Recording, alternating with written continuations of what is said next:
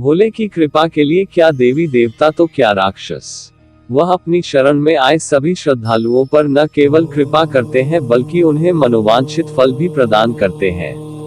ऐसी ही एक कथा जुड़ी है मृत्यु के देवता यमराज से। जब उन्होंने भोलेनाथ को यूं ही बिना किसी वाहन के भ्रमण करते देखा तो उनके मन में एक इच्छा जागृत हुई। बस फिर क्या था, यमराज ने भगवान शंकर के समक्ष अपनी इच्छा प्रकट की और फिर क्या हुआ, आइए इस आर्टिकल के जरिए विस्तार पूर्वक जानते हैं। पौराणिक कथाओं के अनुसार भगवान शिव बिना किसी वाहन के ही संपूर्ण संसार में विचरण करते थे। एक दिन जब वह जगत में विहार कर रहे थे तो यम ने उन्हें देखा। उनके मन में यह बात आई कि वह भोलेनाथ के वाहन बन जाएं। लेकिन यह इतना सहज नहीं था तो उन्होंने शिव को प्रसन्न करने के लिए कठिन तप किया। यम के तप से शिव शंभु प्रसन्न हुए और उन्होंने यम को बैल रूप में अपना वाहन बनाना स्वीकार किया। भोलेनाथ ने बैल रूप को इसलिए चुना क्योंकि बैल अत्यंत भोला होता है।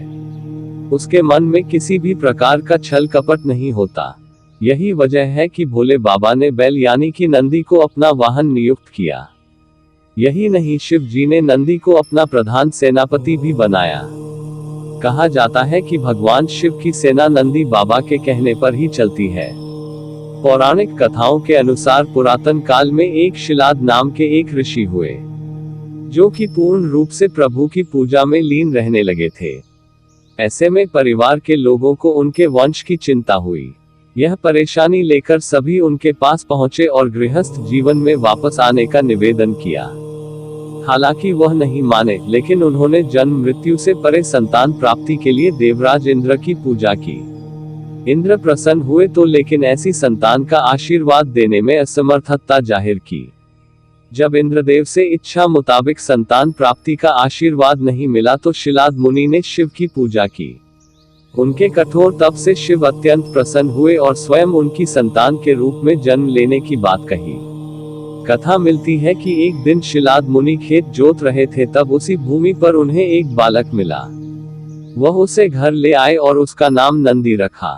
भगवान भोलेनाथ ने मित्र और वरुण नाम के दो मुनियों को नंदी के पास भेजा। उन्होंने नंदी को बताया कि वह अल्पायु है। यह सुनकर नंदी बाबा वन में चले गए और महादेव की पूजा अर्चना करने लगे। उनकी पूजा से भोलेनाथ प्रसन्न हुए और नंदी को मृत्यु भय से मुक्त अजर अमर होने का आशीर्वाद दिया। इसके अलावा गणों के अधिपति के रूप में भी नियुक्त किया। कथा मिलती है कि जब असुरों और देवताओं के बीच समुद्र मंथन चल रहा था और उसमें से विष निकला था, तो उसे शिव ने धारण किया था। लेकिन विषपान के दौरान कुछ बूंदें जमीन पर गिर गई थी और उन्हें नंदी ने अपनी जीभ से चाट लिया था। नंदी के इस भाव पर भोले अत्यंत प्रसन्न हुए।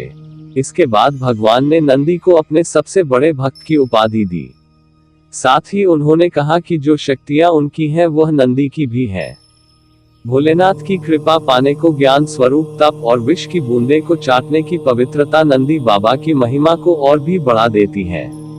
भोले बाबा ने नंदी को यह आशीर्वाद दिया था कि उनकी पूजा से पहले नंदी की पूजा की जाएगी।